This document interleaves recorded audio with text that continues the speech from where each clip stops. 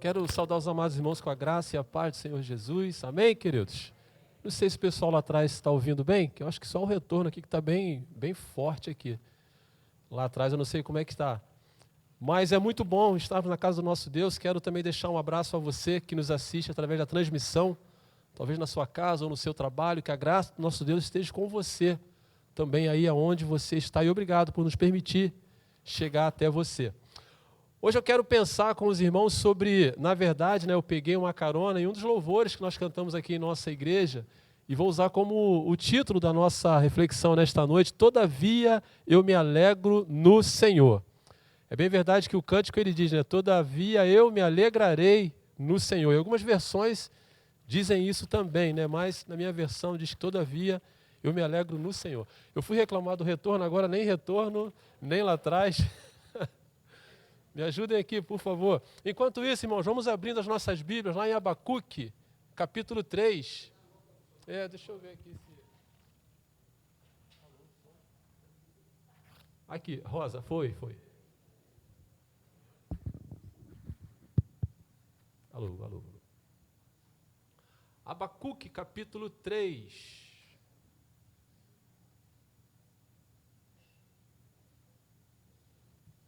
Não vou reclamar mais não, tá, pessoal do som? Senão vocês cortam tudo de novo aí. Abacuque capítulo 3, versículo 18, na verdade é a oração que Abacuque faz, e é sobre o que nós vamos pensar um pouquinho nesta noite. Versículo 18 vai dizer assim: Todavia eu me alegro no Senhor, exulto no Deus da minha salvação. Amém, queridos? Queridos, é bem verdade que quando nós nos convertemos, nós nos identificamos rapidamente com a Bíblia, com a Palavra de Deus, e esta passa a ser para nós o nosso livro de fé e de prática, E ao longo dos seus 66 livros, 1.189 capítulos, 31.102 versículos, a Bíblia tem como primícia, nos ensinar a como viver bem, a maneira de vivermos bem, a forma de vivermos bem. A própria história descrita no Antigo Testamento, quando nós lemos, mostra para nós o amor de Deus, o cuidado de Deus para conosco, as alianças de Deus, e também não muito distante, principalmente no Antigo Testamento, não que agora não seja, mas quando lemos lá no Antigo Testamento, a gente vê que a justiça de Deus ela era assim, bem mais pontual, e é o que vamos falar também no nosso estudo de hoje, mas acerca daquele tempo, a justiça, o juízo de Deus era até mais pontual do que nos dias atuais, por conta da graça que nós vivemos hoje.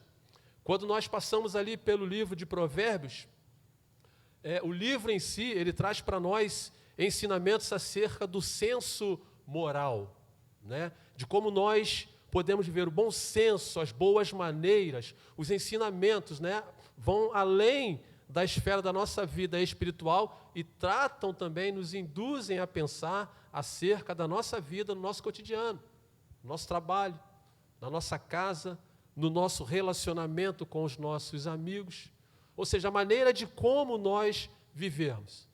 E aí, quando você abre lá, você não precisa abrir, lá em Provérbios capítulo 1, versículo de 1 a 5, ele começa dizendo assim: Provérbio de Salomão, filho de Davi, o rei de Israel, para aprender a sabedoria e o ensino, para entender as palavras de inteligência, para obter o ensino do bom proceder. Veja só, a justiça, o juízo, a equidade, para dar aos simples prudências e aos jovens conhecimento e bom siso.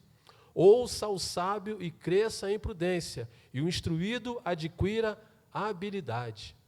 E no versículo 7 ele vai dizer assim: o temor do Senhor é o quê? O princípio de toda a sabedoria. Isso é o que Provérbios nos ensina, para que nós possamos ter uma vida no nosso dia a dia, dentro dos padrões que agradam a Deus. Até porque boa parte do nosso tempo nós passamos até fora do convívio da igreja, ou até mesmo de irmãos da igreja. E aí Provérbios nos traz estas lições.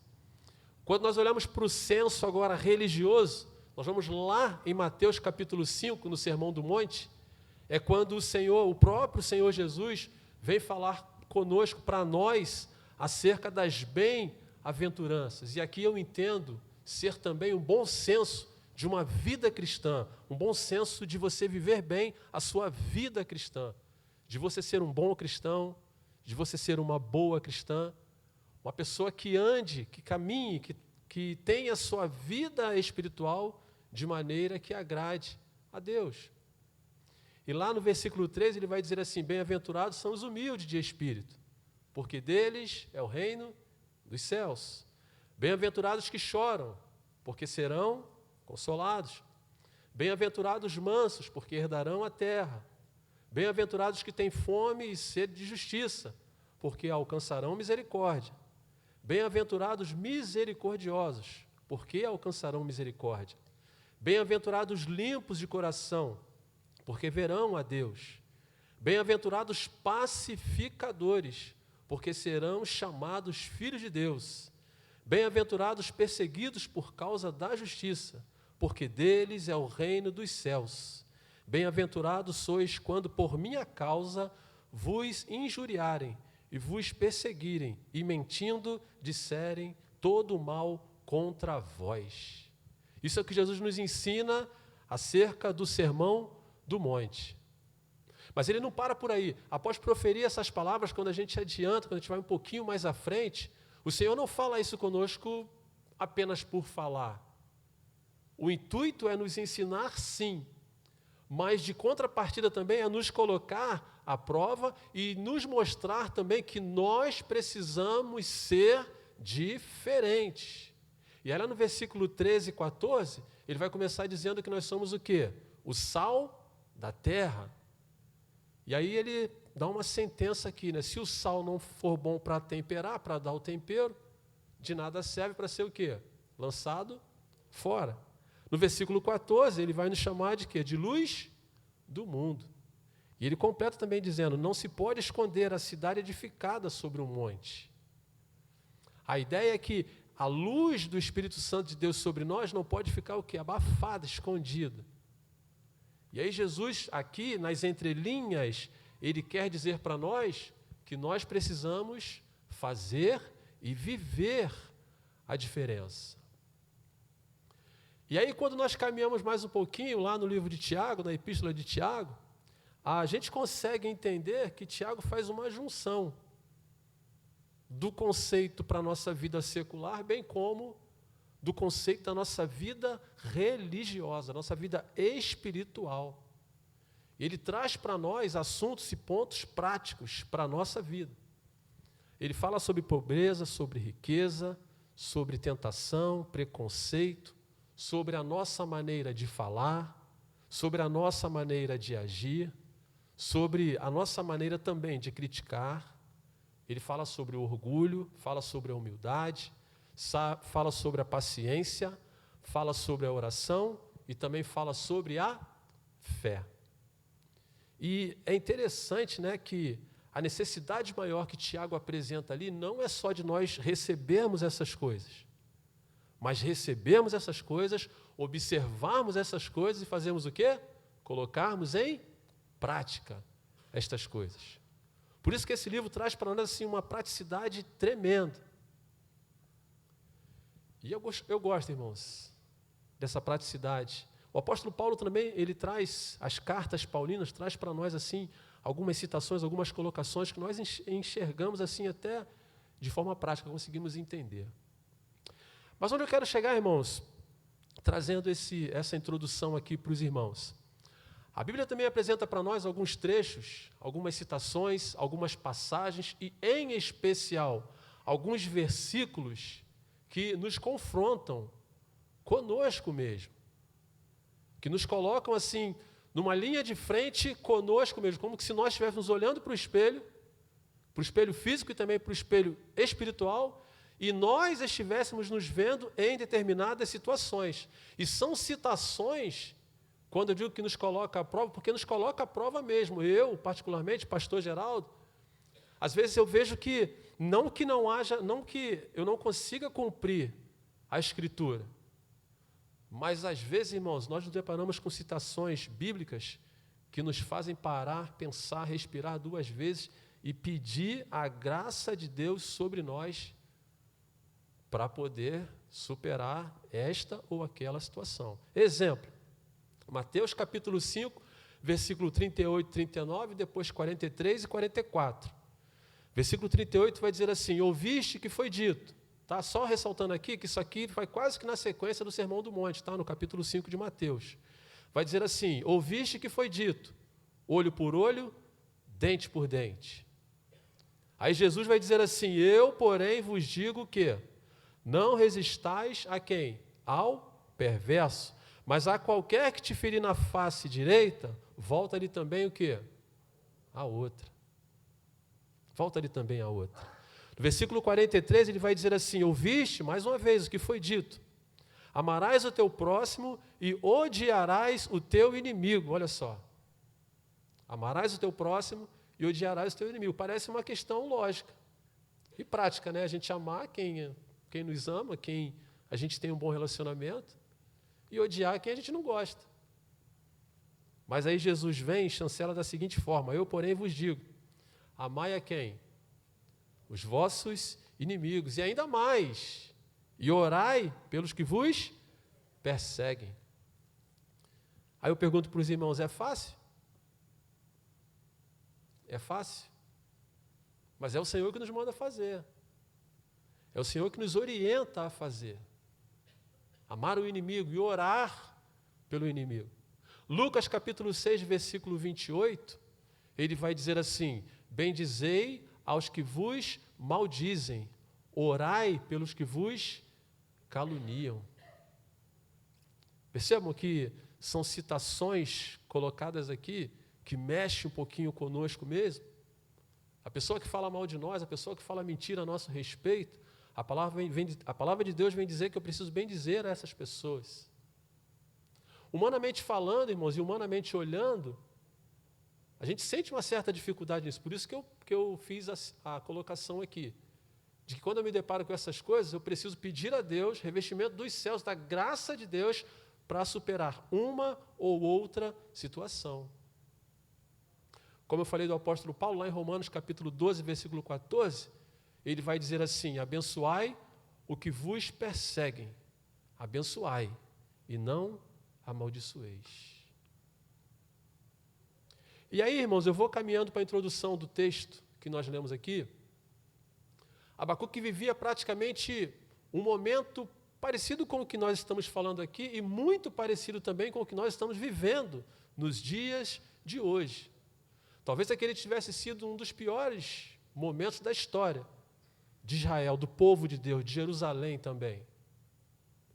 A história vai dizer que a Babilônia agora, tão poderosa, que já era poderosa, Babilônia, ela agora consegue também derrotar os assírios, que eram uma outra força militar muito forte. E a história e o texto bíblico vai mostrar para a gente que a Babilônia agora é tomada de uma força tremenda. Isso acontece em 612 a.C., de uma força tremenda, ou seja, não tem ninguém na terra, humanamente falando na terra, que possa deter ou parar os babilônios e as suas investidas. E não eram investidas em tempo de guerra, não. As coisas aqui já estavam passando do seu limite, já tinham passado do seu limite. A autoridade e o autoritarismo imposto sobre as pessoas era coisa assim gritante. Porque paremos e pensemos, irmãos, se não há nenhum exército para confrontar com a Babilônia, o mais poderoso eles já conseguiram vencer. Não há ninguém de páreo a ele ali, frente a frente com a Babilônia, que possa fazer a Babilônia parar. A Babilônia vai fazer o quê?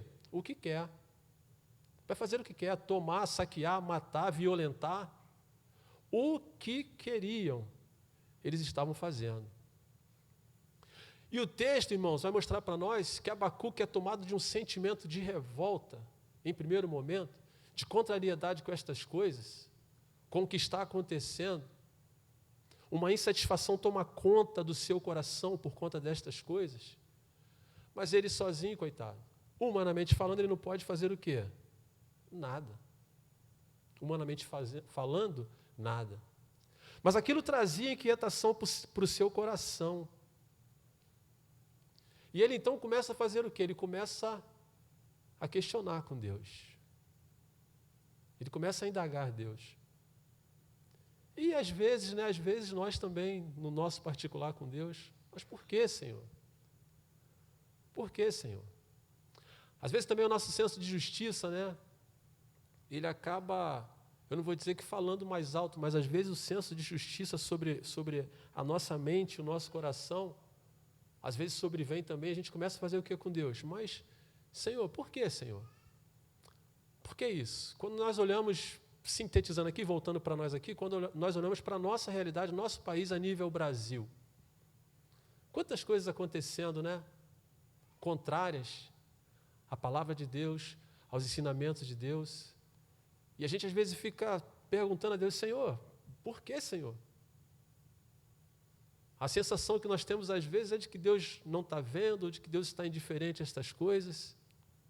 E não atende, porque pelo nosso senso de juízo, né, a execução da pena já teria sido o quê? Sacramentada.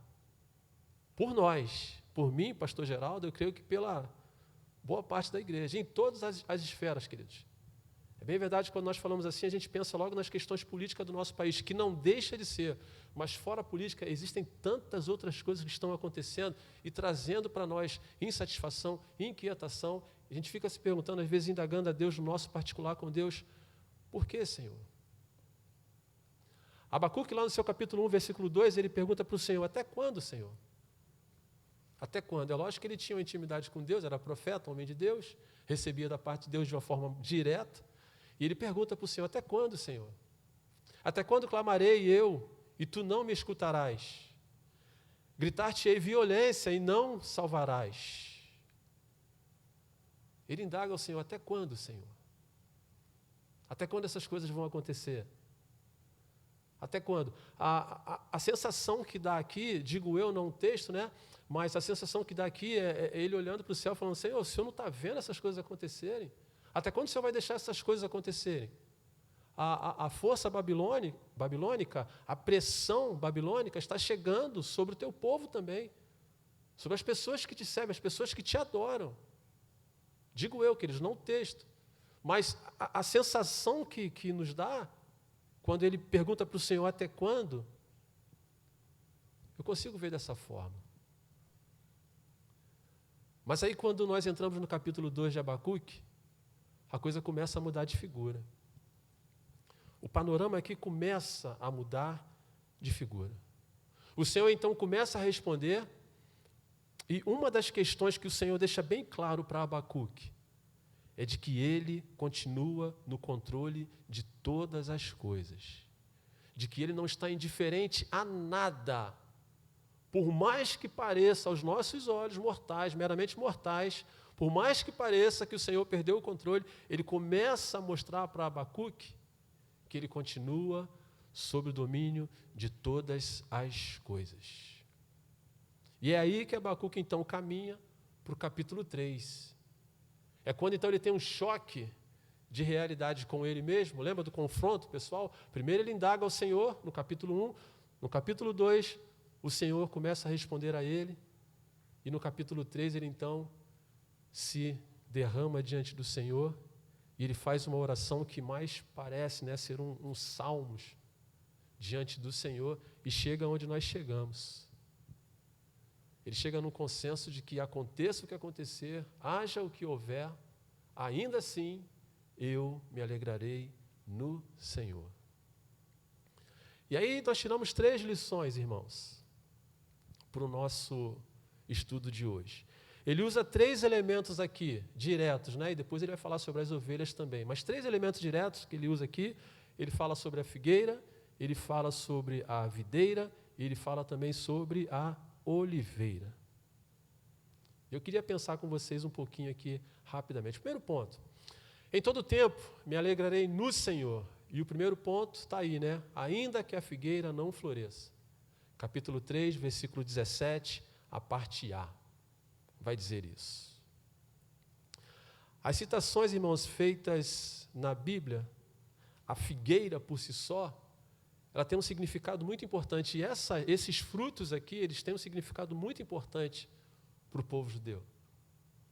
A figueira em especial, né, creio que todos nós saibamos, é uma árvore frutífera, na verdade. Mas ela passou a ter um simbolismo religioso para o povo judeu. Aí a gente precisa voltar lá em Deuteronômio capítulo 8, eu não passei para a turma lá, mas se puder botar para mim, por favor, versículos 7 e 8. Ela é descrita ali, a figueira é descrita ali como um dos frutos, ou uma das plantações que o povo iria plantar agora na terra prometida. Depois da passagem, agora na terra prometida. Não só ela. Se você puder ir comigo, por favor, se ele não projetar aqui. Deuteronômio capítulo 8, versículo 7 e versículo 8. Vai dizer assim: porque o Senhor teu Deus te faz entrar numa boa terra, terra de ribeiros de água, de fonte de mananciais profundos, que saem do vale e das montanhas. Terra de trigo e cevada, de vides, figueiras, de romeiras, terra de oliveiras, de azeite e também terra de mel. Ou seja, há uma promessa do Senhor para aquelas pessoas que entrariam na terra prometida,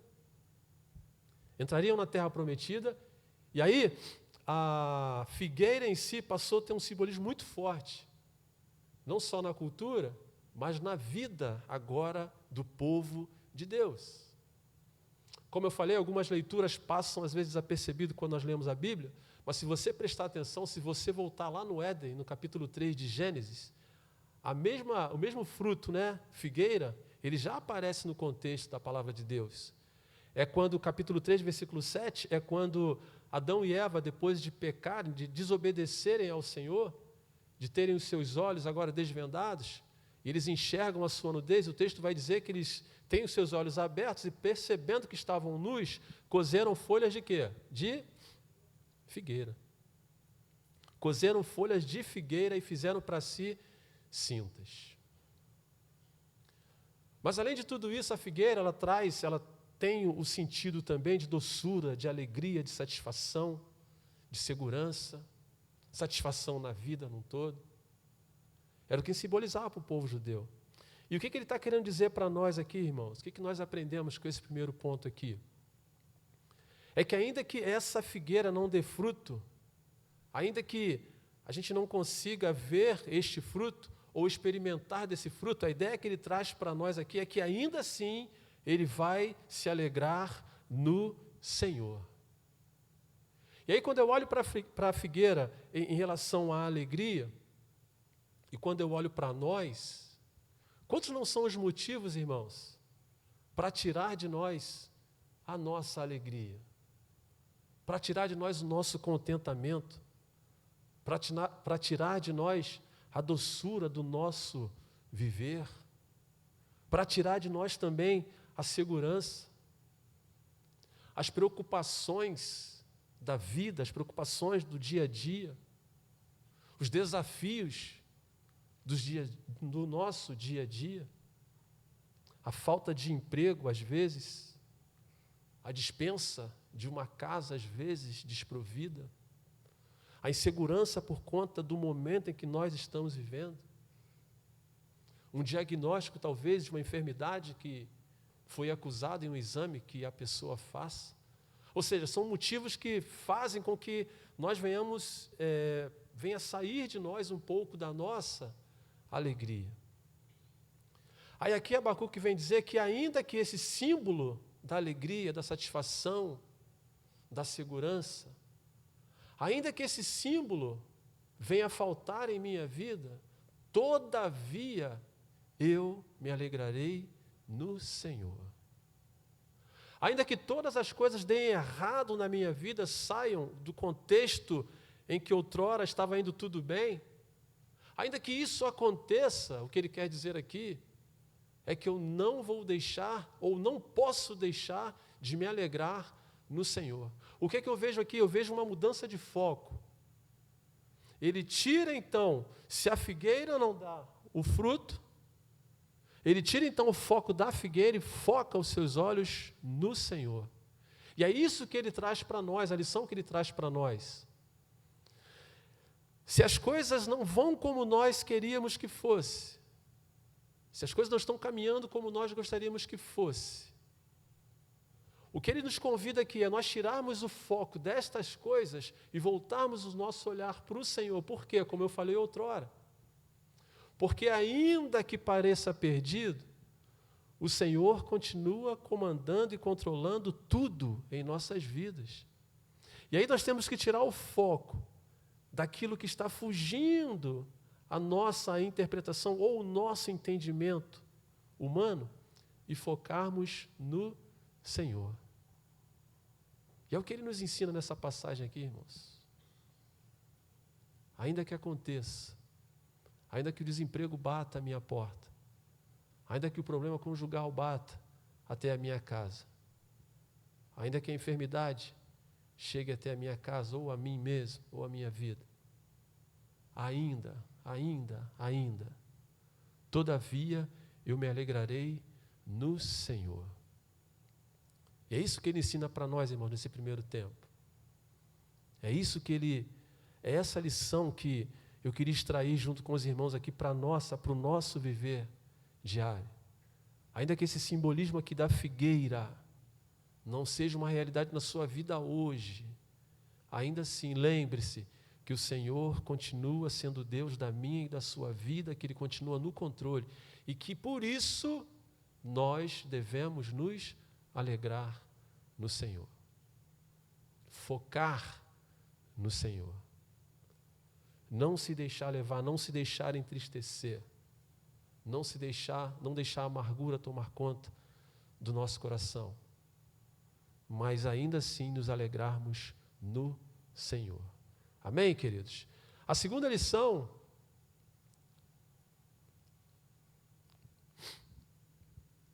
ele vai usar a expressão de que ainda que não haja fruto na vide. Agora no versículo 17, a parte B.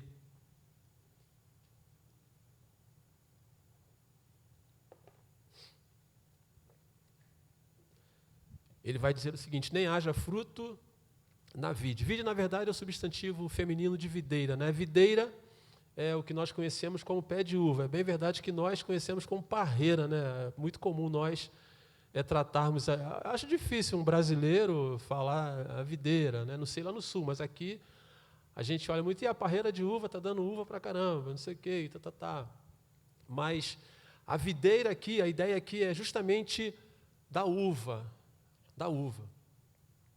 Aí ele adianta também o processo aqui, a uva traz para nós a ideia de quê? De vinho. Vinho traz para nós a ideia também de quê? Que celebramos aqui todo o primeiro domingo do nosso mês. A ideia de aliança, de pacto com Deus, de memorial, do que Deus fez por nós quando enviou Jesus. O simbolismo aqui do sangue de Cristo, ele está associado ao vinho, a esse vinho aqui. Além de tudo, o vinho também simbolizava alegria, prosperidade para o povo judeu.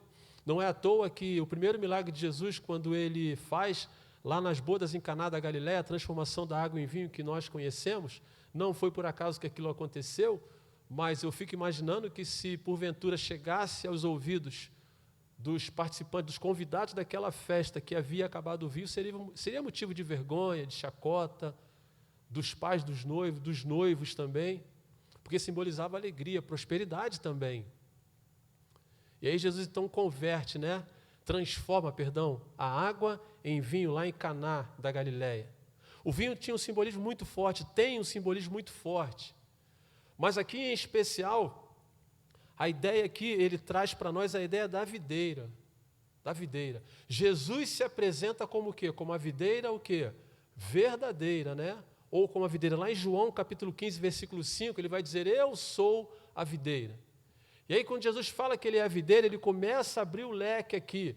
Ele vai dizer que nós somos o quê? O ramo. Ou vós sois os ramos. E ele continua: quem permanece em mim e eu nele, esse faz o quê? Dá muito fruto.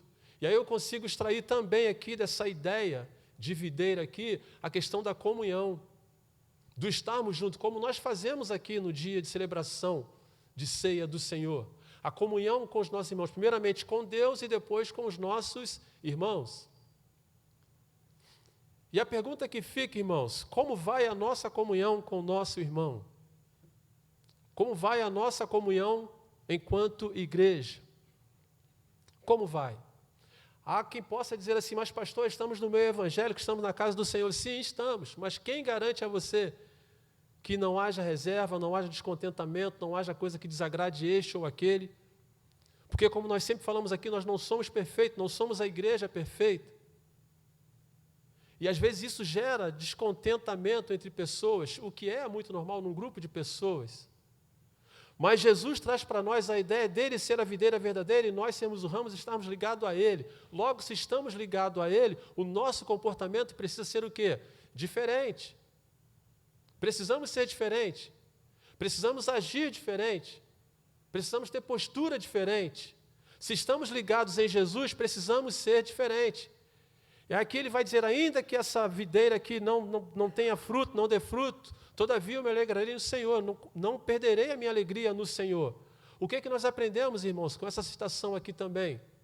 Por maior que seja a sua dificuldade, primeiro a Bíblia nos orienta a fazer o quê? Se você tem algo contra o seu irmão, faça o quê? Procure o seu irmão, conversa com o seu irmão, acerta a sua situação com o seu irmão, não abandone o seu irmão, a Bíblia nos orienta a isso.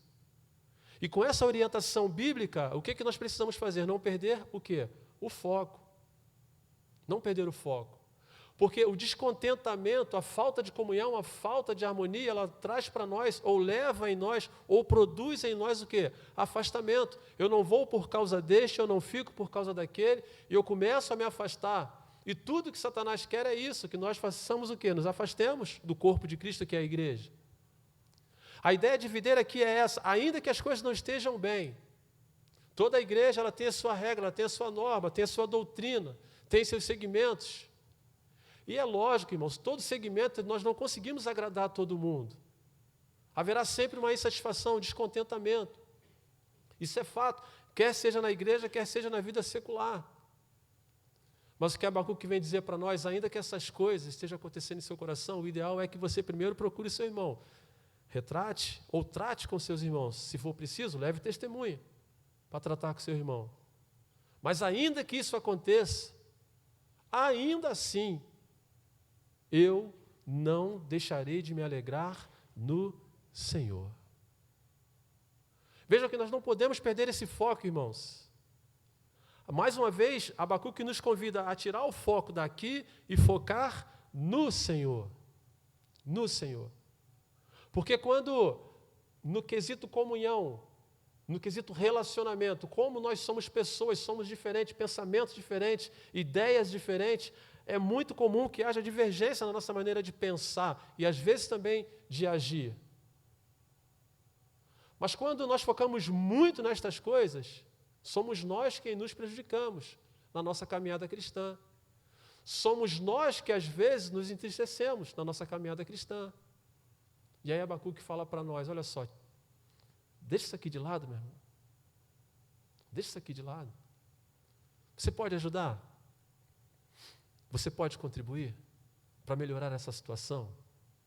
Para melhorar esse panorama junto ao seu irmão? Então, se você não pode, se não é o momento, deixa isso aqui de lado. Mas não perca a sua alegria no Senhor. Não perca o foco, o seu foco no Senhor.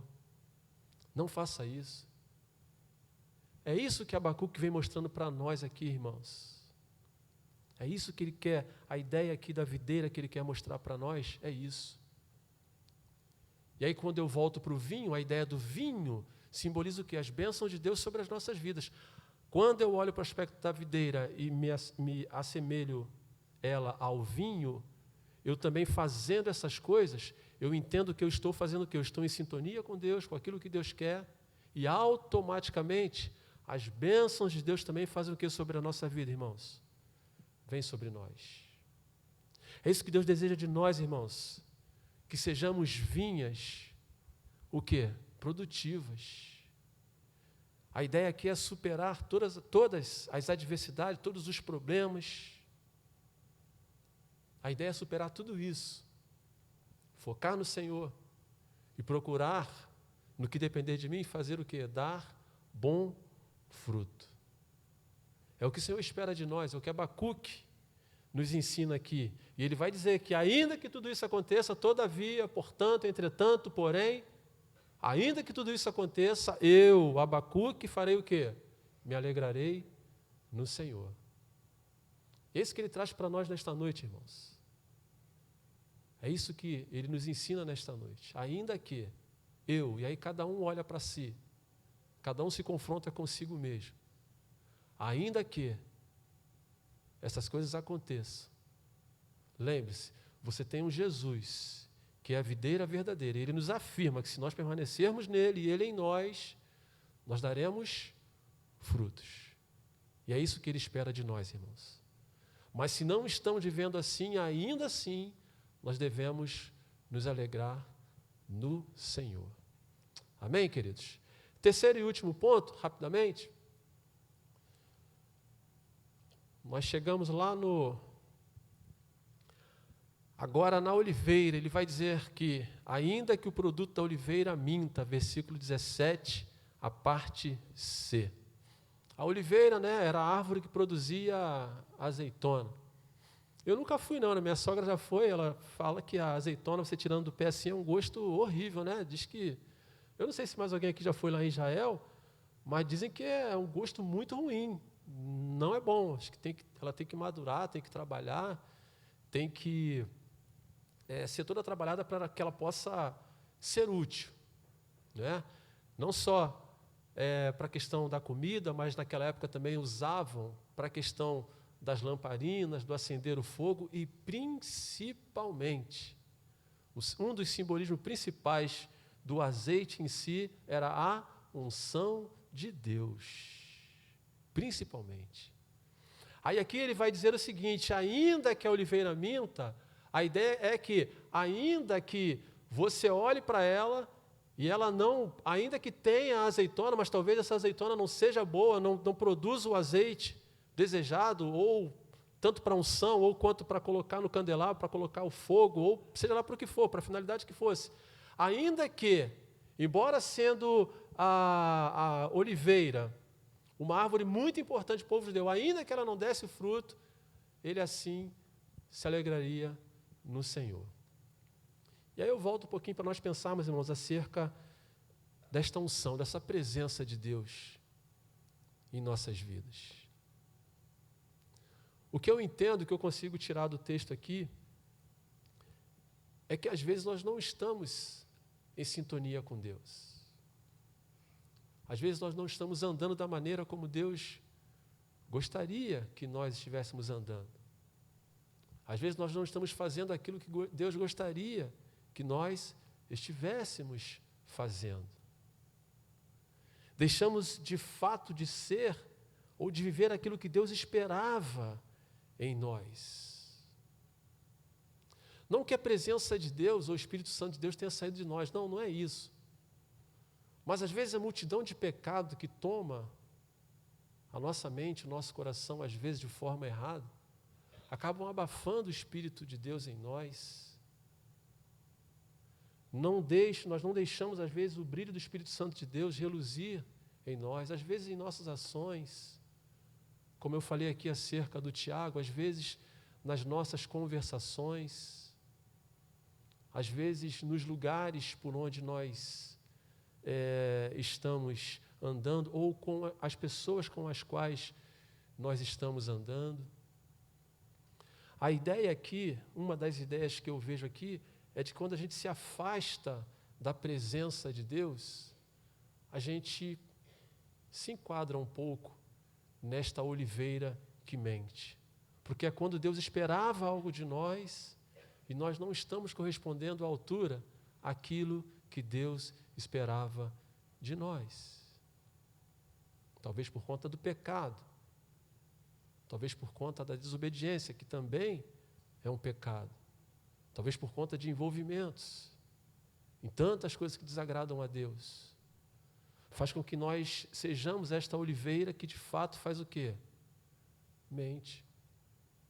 Mas como assim, pastor, se alegrar em meio a tudo isso? Como eu falei, o Senhor continua sob o controle das nossas vidas.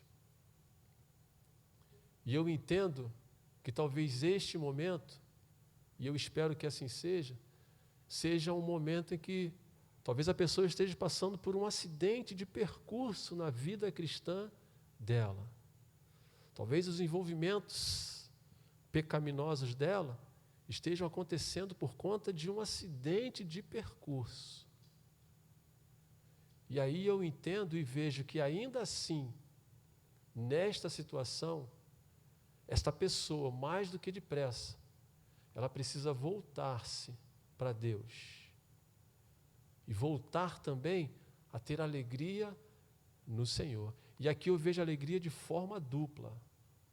De forma dupla.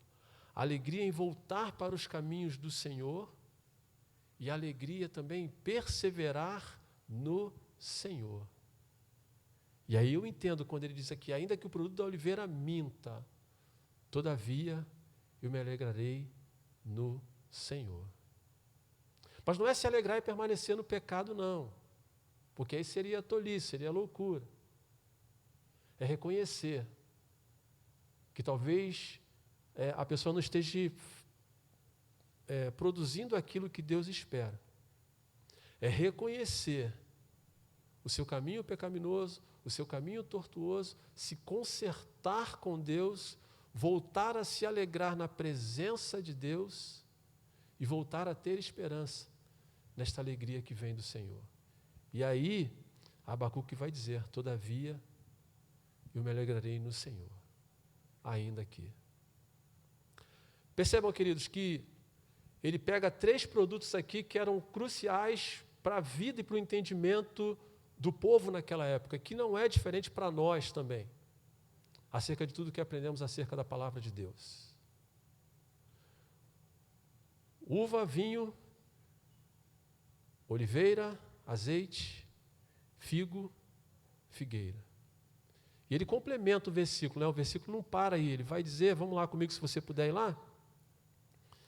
Ele vai dizer o seguinte, ainda que a figueira não floresça, não haja fruto na vide, o produto da oliveira minta, os campos não produzam mantimento, as ovelhas sejam arrebatadas do aprisco e nos currais não haja gado. Todavia eu me alegro no Senhor, exulto no Deus da minha salvação. E é isso que ele nos ensina, irmãos, nesta noite. A situação é complicada, nós sabemos. As coisas não vão da maneira como nós queremos, é verdade. O senso de justiça tem falado alto em nossos corações, eu também compreendo você, assim como foi com Abacuque. Mas ele vem desmiuçando para nós aqui que existem coisas que nós não podemos negociar, que é justamente essa, de sairmos da presença do Senhor, de perdermos o foco do Senhor e de perdermos a alegria do Senhor. Essa alegria aqui, ela vem sobrecarregada de esperança no Senhor. Esse todavia aqui, ele traz para nós a ideia de esperança no Senhor. E é o que nós estamos precisando, irmãos, para esse tempo. É o que nós estamos precisando para hoje, para as nossas vidas, para as nossas casas, para a nossa igreja, para o nosso bairro, para o nosso Rio de Janeiro, para o nosso Brasil. Independente do cenário externo, do que esteja acontecendo lá fora. É isso que Deus espera de nós. Abacuque, em tempo, conseguiu rever todos os seus conceitos. E o Senhor tem dado para nós esse tempo hoje. Nós revemos também os nossos conceitos. Não perdemos a esperança e não deixarmos também de nos alegrarmos no Senhor. 3 aplicações. Ainda que a figueira não floresça, ainda que não haja fruto na vide e ainda que o produto da oliveira minta. Todavia, nós, em nome de Jesus, vamos nos alegrar no Senhor. Amém, queridos? Firme, irmãos. Amém, né? Então nós vamos orar agradecendo a Deus esses momentos preciosos de estudo da palavra do Senhor, de oração. Curve a sua fronte diante do Senhor. Você está na presença do Deus Todo-Poderoso, nosso Senhor, nosso Pai. Podemos lançar sobre Ele toda a nossa ansiedade, toda a nossa preocupação.